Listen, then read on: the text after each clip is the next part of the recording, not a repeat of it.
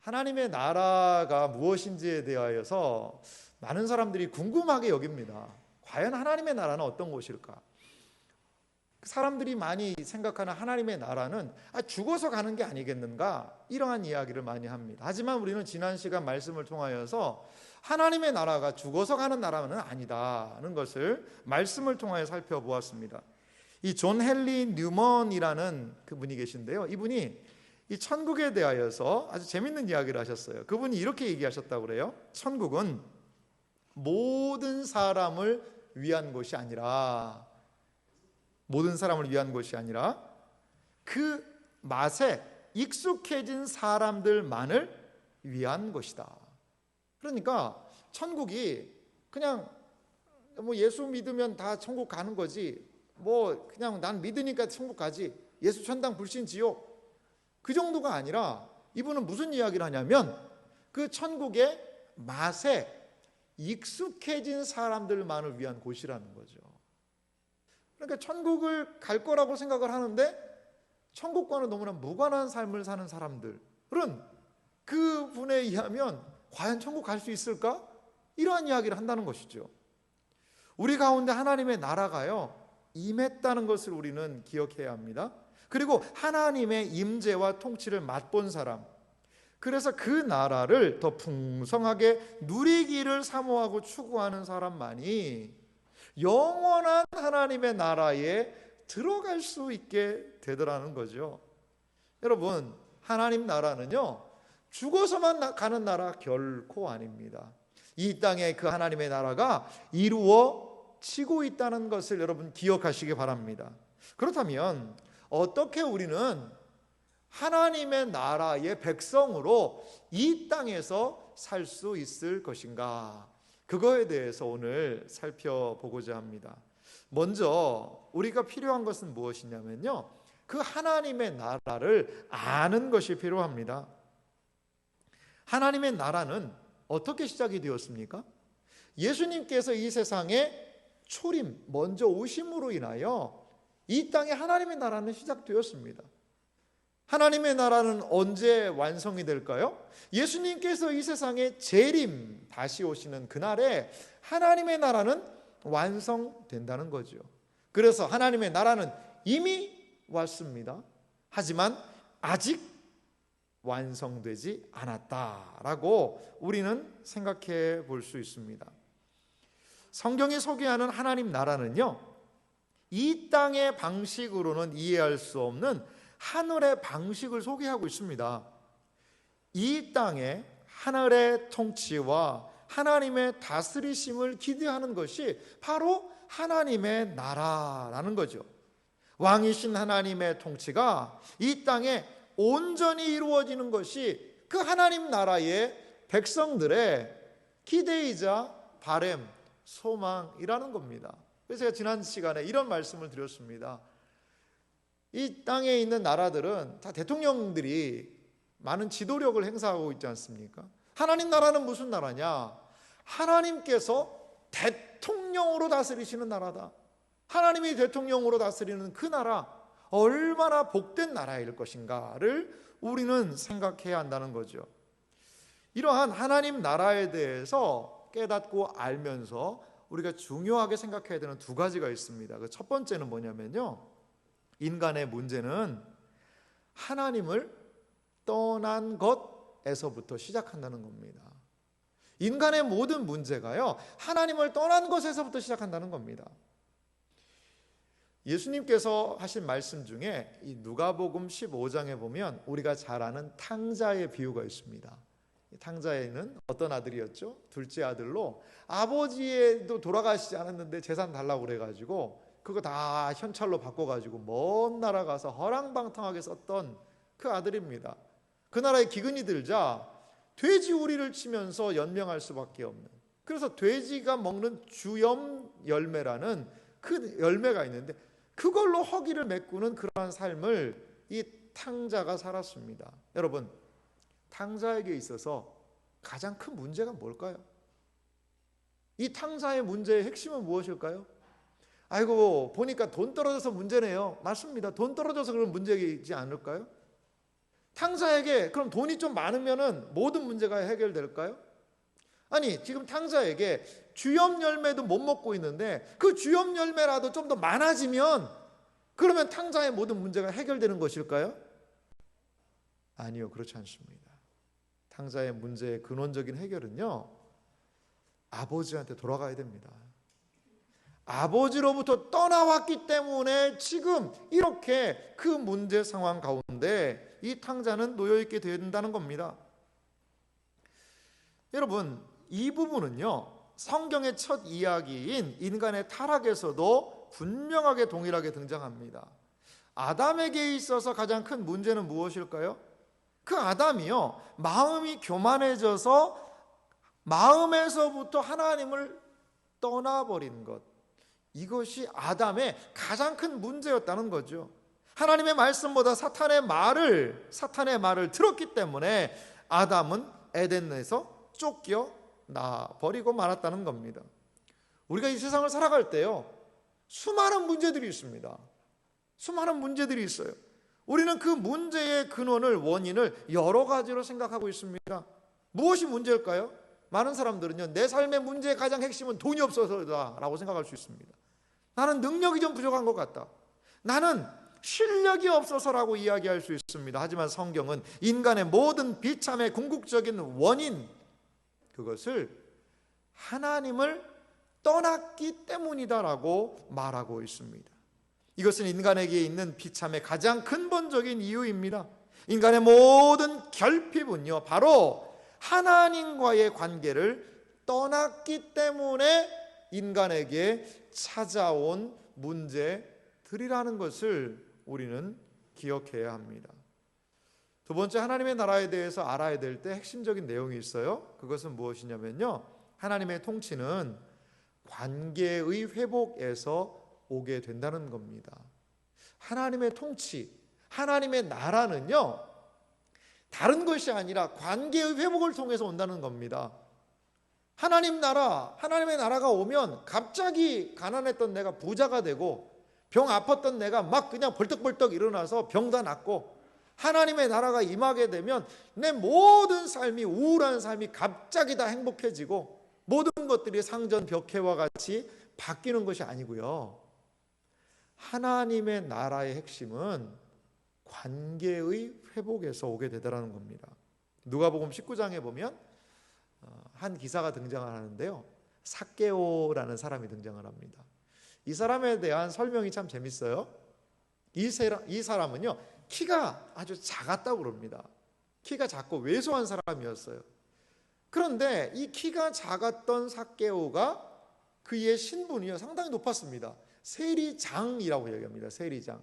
그 당시에는 로마 시대 때 그 유대인들한테 로마가 세금을 걷어들였거든요. 로마가 지배하던 나라였으니까요. 그런데 이 로마의 앞잡이와 같이 역할을 했던 것이 세리장입니다. 그리고 이 세리장이들은 이 세금을요, 원래 부여된 것보다 더 많이 막 걷어들였다고 그래요. 그래서 삭개오의 뒤에 또 하나 따라오는 말이 있는데, 부자라. 아마 그는 돈을 많이 모았던 것 같아요. 외적인 컴플렉스가 있습니다. 키가 작다는 거죠. 근데 그는 아마 좀 열심히 노력을 했습니다. 사람들이 무시하건 말건 욕하건 말건. 마치 우리나라에도 일제시대 때 일본의 앞잡이를 친일파라고 이야기하지 않습니까? 맞습니다. 삭개오는 친로마파였습니다. 민족을 배반하고 그들에게 세금을 걷어서 상납하는 그러한 일을 하던 사람이었죠. 그런데 그 삭개오가 예수님을 만났습니다. 삭개오를 지배하는 것은 돈이었을 거예요. 내가 사람들한테 무시받지 않고 살기 위해서는 돈이 필요하다. 그래서 악착같이 돈 많이 모았습니다. 부자 됐습니다. 그런데 그런 삭개오를 향하여서 우리 주님이 찾아오시는 겁니다. 삭개오는요, 지금까지 따랐던 돈을요, 만몬이라고 이야기하는데 이 돈신입니다. 이 돈신을 따르던 그 삭개오가 하나님을 받아들이게 되는 은혜가 있게 됩니다. 누가복음 19장 8절 말씀 보니까 삭개오가 이러한 이야기를 합니다. 삭개오가 서서 주께 여짜오되, 주여 보시옵소서, 내 소유의 절반을 가난한 자들에게 주겠사오며 만일 누구의 것을 속여 빼앗은 일이 있으면 네 갑절이나 갚겠나이다. 여러분, 이게 가능할까요? 이게 가능합니까? 이 말씀을 읽으면서 우리는 두려움에 빠지시는 분도 계실 수 있어요. 아, 은혜를 받으면 좀 적당히 은혜를 받아야 되는구나. 은혜를 왕창 많이 받으면 막 재산 반을 나가지고 막 가난한 사람 나눠주고, 아, 저런 일 주여 나에게 일어나지 않게 하여 주옵소서. 여러분, 뭐 이렇게 생각할 수도 있을 수 있어요. 근데 여러분, 가만히 생각해 보십시오. 삭개오의 삶과 삶이 과연 이러한 행동이 가능한 삶이었을까요? 돈 추구하던 사람이었거든요. 그런데 어떻게 삭개오에게 뭔 변화가 있기에 이러한 일이 벌어졌냐는 것이지요. 예수님은요, 9절에 이렇게 말씀하십니다. 우리 예수님의 말씀은 같이 읽도록 하겠습니다. 함께 읽습니다. 예수께서 이르시되 오늘 구원이 이 집에 이르렀으니 이 사람도 아브라함의 자손이미로다. 아멘. 예수님은요, 삭개오의 행동에 대해서 이렇게 평가하세요. 오늘 구원이 이 집에 이르렀다. 구원은 무엇입니까? 구원은 하나님과의 관계가 회복된 것입니다. 하나님과 원수 맺었던 그 관계가 이제 하나님을 아버지라고 부를 수 있는 그 관계가 되었다는 것이지요. 돈신을 따라서 섬기고 돈이 최고라고 살아가고 있던 그 사람에게 하나님의 나라가 임한 것이죠. 하나님의 은혜가 임한 것이지요. 그러니까 그렇게도 돈 밝히고 부유하게 살았던 그 사람이 돈보다도 더 중요한 가치를 만나게 되었던 것입니다. 물질에 사로잡혀 살던 그 인생에게 하나님의 말씀이 임하자 돈에 사로잡혔던 인생이 하나님의 말씀에 사로잡히게 되었습니다. 그러자 물질보다 더 소중한 가치, 즉 하나님과 이웃 사랑을 실천하는 삭개오가 된 것입니다. 이것은 이 세상적인 논리, 방식으로는 결코 실현될 수 없는 하나님 나라의 은혜라는 것입니다. 그렇다면요, 이 하나님의 나라를 우리는 어떻게 경험할 수 있는 것일까요? 이 하나님의 나라를, 그러면 이 좋은 하나님의 나라, 그 하나님과의 새로운 관계, 하나님의 통치를 기뻐하고 하나님의 방식을 받아들일 수 있는 그 하나님의 나라를 우리는 어떻게 경험할 수 있는 것일까요? 두 가지를 살펴보기 원하는데요. 먼저는요, 하나님의 나라는요, 속사람 안에서 경험됩니다. 이게 참 중요한 부분인 것 같아요. 하나님의 나라는 여기 있다 저기 있다 눈에 보이는 나라가 아니라 우리의 어디예요? 속사람 안에 경험되는 것이 하나님의 나라라는 겁니다. 세상은요, 하나님을 잘 모릅니다. 그리고 하나님 인정하지도 않습니다.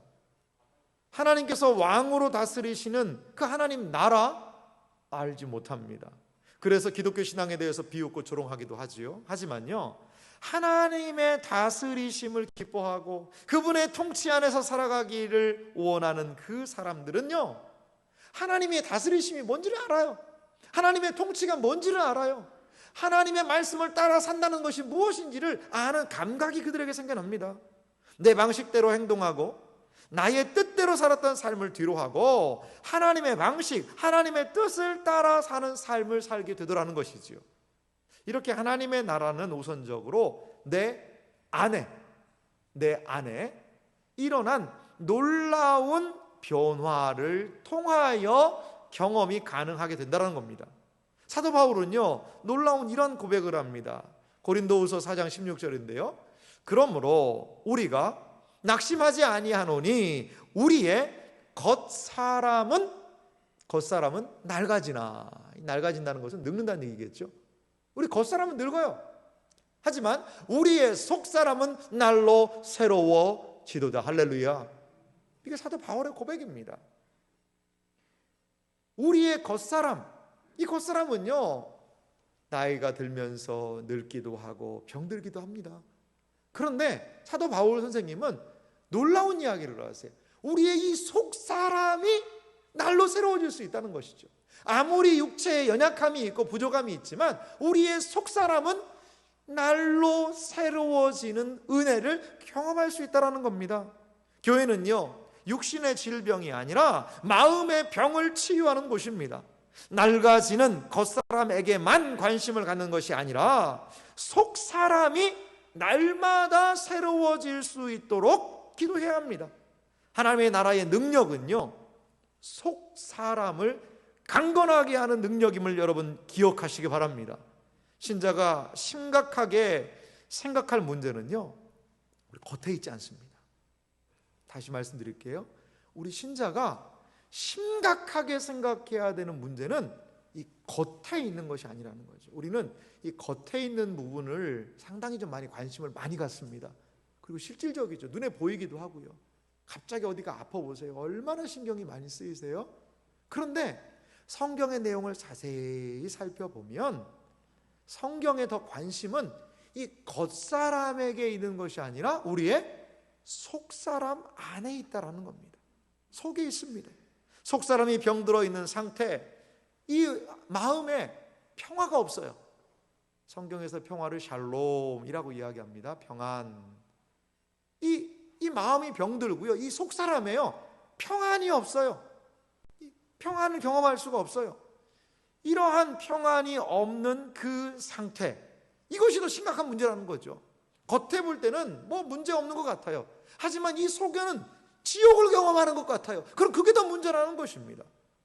속사람이 건강하지 못하면 세상의 고난, 어려움 이겨낼 수가 없다라는 것입니다. 많은 우리의 환경이 참 좋지가 않지 않습니까? 그래서 사람들이 많이 병에 걸려요. 많이 병에 걸리고 그 병원균들이 몸 안으로 들어온다는 거예요. 그래서 여러 가지 질병들을 유발하게 된다고 그럽니다. 근데 한 분이 그런 이야기를 하시더라고요. 한 교수님이, 우리 몸 안에 여러 가지 질병이 들어와도 어떤 사람은 병이 걸리지만 어떤 사람은 병이 안 걸리거든요. 왜 그러느냐? 문제는 면역력의 차이라는 거죠. 이 면역력이라는 것이 떨어지게 되면 우리 몸이 쉽게 병이 걸릴 수밖에 없다, 이런 얘기를 하시더라고요. 그렇습니다. 이것은요, 신앙적인 것도 똑같은 원리인 것 같아요. 이 죄의 바이러스가 이 세상에 가득 차 있다는 거죠. 저도 제 아는 그 후배가 한번 백혈병에 걸려가지고 어디에 들어가나 했더니 무균실로 들어가더래요. 무균실. 거기서는요, 뭐 음식도 다, 뭐 수박도 거의 삶아 먹는다고 그러더라고요. 무균실, 아예 그냥.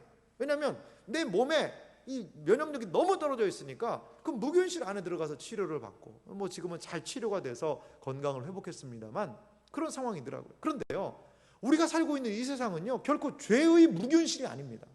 죄가 하나도 없는 것, 그런 것도 없습니다. 없어요. 온 세상에 바이러스균이 있듯이 우리가 살아가는 이 세상에도 온통 죄의 바이러스가 가득 찬 세상에 우리가 살아간다는 거죠. 그러면 우리 신자들이 할 수 있는 일은 뭘까요? 바로 내면의 면역력을 높이는 것입니다. 우리 신자의 속사람이 하나님 안에서 강화되어야 합니다. 교회는 죄악의 병균이 가득 찬 세상 한복판에서도 죄에 감염되지 않도록 마음의 면역력을 길러주는 것이 교회임을 여러분 믿으시기 바랍니다.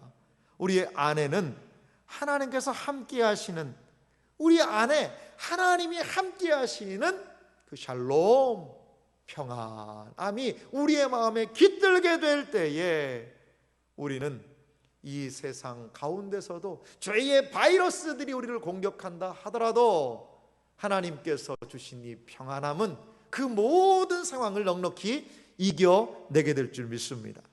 시편 131편 보니까 하나님의 사람 다윗이 이러한 기도이자 노래를 합니다. 여호와여, 내 마음이 교만하지 아니하고 내 눈이 오만하지 아니하오며 내가 큰 일과 감당하지 못할 놀라운 일을 하려고 힘쓰지 아니하였나이다. 이 다윗이 무슨 기도를 하냐면요, 내 마음이요 교만하지 않게 해달라는 거죠.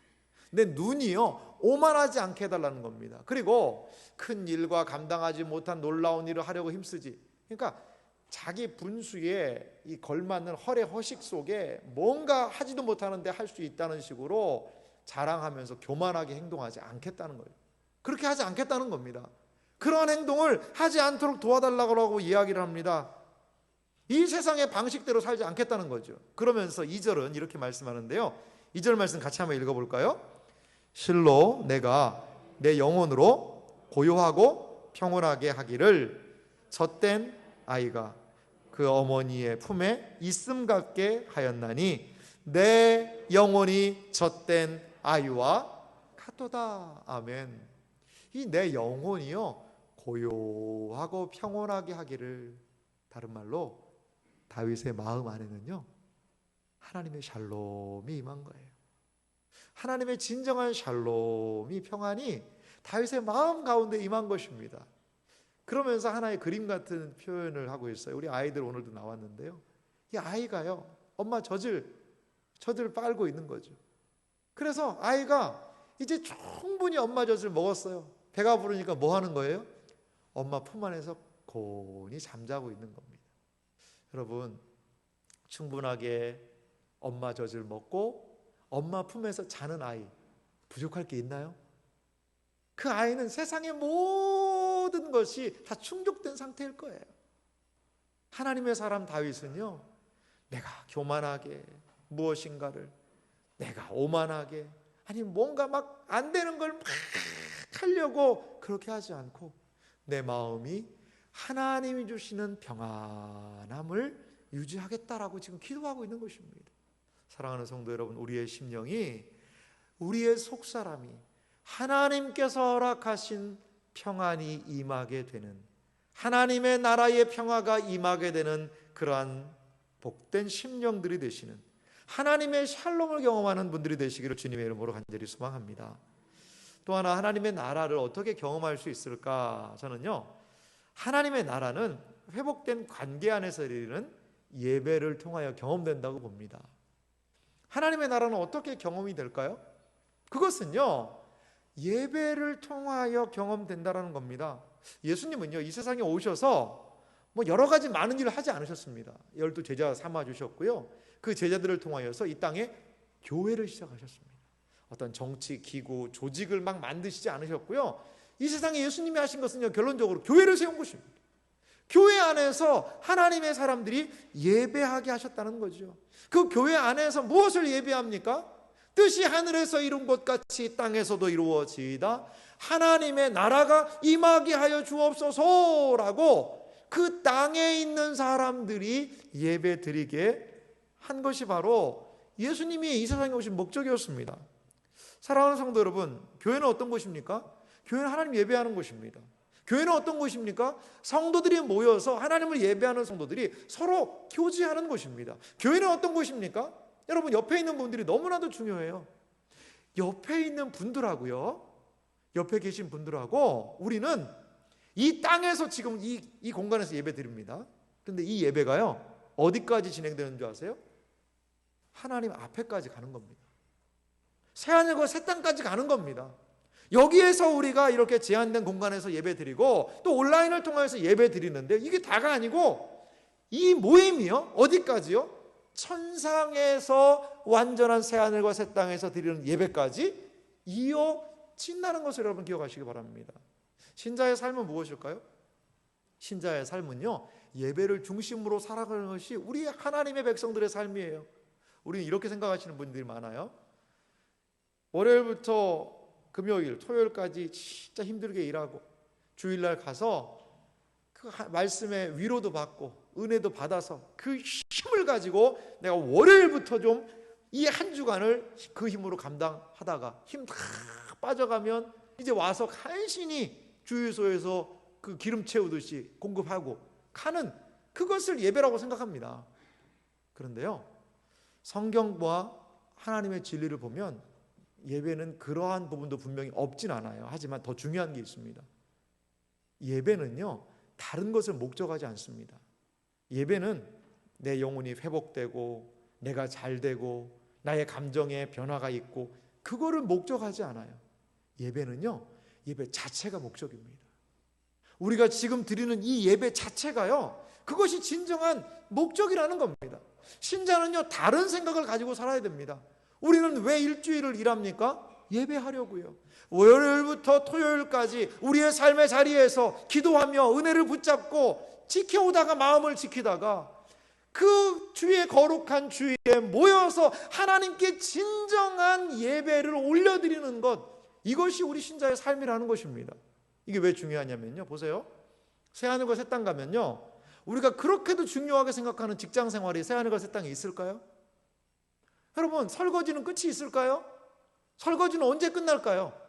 밥숟가락을 놔야 끝나지 않겠습니까? 이 세상 떠나야지 설거지 끝나는 거예요. 우리가 이 세상에서 하는 일은요, 끝이 없습니다. 그런 설거지가 없는 데가 있어요. 어디예요? 새하늘과 새 땅이죠. 새하늘과 새 땅에서는 그럼 뭘 합니까? 직장 생활, 설거지, 공부? 아니요, 그렇지 않습니다. 새하늘과 새 땅은 오직 하나님께 영원히 예배하는 곳임을 여러분 기억하시기 바랍니다. 그렇기 때문에 신자의 삶은 예배가 중심입니다. 우리는 왜 일주일을 살아갑니까? 왜 일주일 동안 직장 생활하십니까? 왜 가정 생활하십니까? 주일날 예배드리기 위해서. 예배가 우리의 삶의 진정한 중심이 되어서 여기에서 일주일의 목표를 가지고 드렸던 이 예배는 바로 영원히 하나님께 드릴 천상의 예배와 연결된 지점이 이곳임을 여러분 기억하시기 바랍니다. 이것이 바로 하나님의 나라를 우리가 여기에서 경험할 수 있는 그러한 은혜라는 것을 여러분 기억하시기 바랍니다. 하나님의 나라는 어디에서 경험될까요? 여기에서 경험됩니다. 우리의 마음을 다하고 뜻을 다하고 힘을 다하여 드리는 그 예배의 시간을 통하여 하나님은 말씀하시고 우리를 깨닫게 하시고 우리를 결단하게 하시고 새로운 은혜를 공급하시고 삶의 변화를 일으키시는 이 예배 현장을 통하여서 하나님의 나라의 은혜를 우리는 경험할 수 있다는 것을 여러분 기억하시기 바랍니다. 한 목사님의 이야기가 있어요. 지금은 이미 돌아가신 분인데요. 이성봉이라는 목사님이 계십니다. 우리나라 초기에 이 하나님의 말씀을 정말 능력 있게 증거하셨던 목사님이 이성봉 목사님이세요. 그런데 6.25가 발생을 했습니다. 6.25가 전쟁이 일어났음에도 불구하고 이 목사님이 목포 지역에서 열심히 말씀 사역을 하고 사경회를 인도하고 오다가 그만 공산군들한테 잡혔습니다. 그러니까 교회를 탄압했으니까 거기에 설교하고 온 이 목사님은 그냥 뒀겠습니까? 그러자 이 공산당원이 목사님에게 막 고문을 하고 조롱을 받았어요. 그러면서 이 목사님에게 이야기하는 겁니다. 이 목사, 나에게 천국을 보여줄 수 있어? 라고 이야기를 했다는 거죠. 그리고 막 이 목사님을 고문을 했어요. 그러자 이 목사님은 그 맞아가면서도 이야기하는 게 보여드릴 수 있습니다. 이 사람은 얘기하는 거예요. 야, 죽어서 가는 천당 말고 지금 당장 보여주란 말이야. 니들은 예수쟁이들은 죽어서만 간다고 그러는데 지금 당장 하나님의 나라를 한번 보여줘 봐라 라고 이야기했습니다. 그러자 이성봉 목사님 뭐라고 얘기하냐면요, 지금 보여드릴 수 있습니다 라고 말했습니다. 그러면서 이 목사님이 아주 의미심장한 이런 이야기를 하세요. 천국 본점이야. 내 소관이 아니니까 보여드릴 수 없지만 지점이야 보여드릴 수 있습니다. 그 천국 지점이 바로 제 마음입니다. 내 마음에 천국이 있습니다. 천국 본점이야 내 소관이 아니지만 내 마음이 뭐라는 거죠? 천국의 지점이라는 거예요. 내 마음에 주님 계셔 천국의 생활. 이 목사님은요, 이 마음 가운데 세상이 줄 수 없는, 세상이 연구하고 세상이 노력하고 세상이 무엇인가를 해서도 얻을 수 없는 이 마음 안에 하나님의 샬롬을 경험하고 천국을 경험하신 거죠. 그래서 이 마음이 뭐가 됐다는 거죠? 천국의 지점이 되었다는 것입니다. 사랑하는 성도 여러분, 우리의 마음 가운데 천국의 지점이 늘 머물러 있으시기를 주님의 이름으로 축원합니다. 천국의 지점을 사시는 여러분들이 되시기를 간절히 소망합니다. 이러한 사람들은요, 세 번째로요, 하나님의 나라를 소망할 수 있습니다. 하나님의 나라를 소망할 수 있다는 겁니다. 이 세상을 살아가는 하나님의 백성들에게요, 아쉬움이 한 가지 있어요. 그건 뭐냐면 내 몸은요, 천국 지점이에요. 내 몸 안에는, 내 마음 안에는 하나님이 주시는 기쁨, 감사, 감격이 있어요. 그런데 저 사람 안에는요, 그 천국 지점이 안 보이는 거예요. 인상 쓰고 힘들어하고 어려워하고, 이러한 천국의 지점이, 천국의 은혜가 상당히 부분적인 것에 대한 안타까움이 우리들에게 있습니다. 우리들에게 있어요.